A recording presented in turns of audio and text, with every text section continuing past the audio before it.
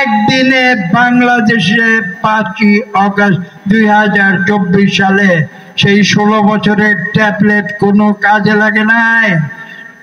Syllabus বদল করে যে শিক্ষা দিয়েছিল সেই শিক্ষা কোনো কাজে লাগে নাই।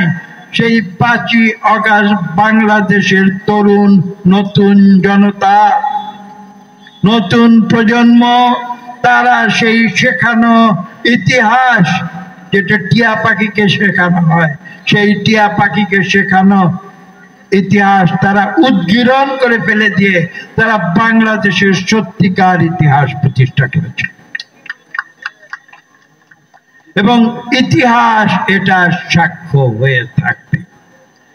সেই তরুণ প্রজন্ম, তাদেরকে কেউ শিখাতে হয় না এই সত্যিকার ইতিহাস।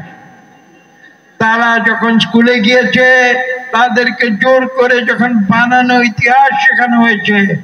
আমরা যারা বয়োজ্যেষ্ঠ অনেকে ভয় পেয়েছিলাম বাংলাদেশের কোটি কোটি তরুণ সমাজকে বোধহয় আওয়ামী লীগ বিপদগামী করে ফেলছে। আজকে গর্বের সঙ্গে বলতে পারি বাংলাদেশের তরুণ সমাজকে আওয়ামী লীগ বিপদগামী করতে পারে নাই।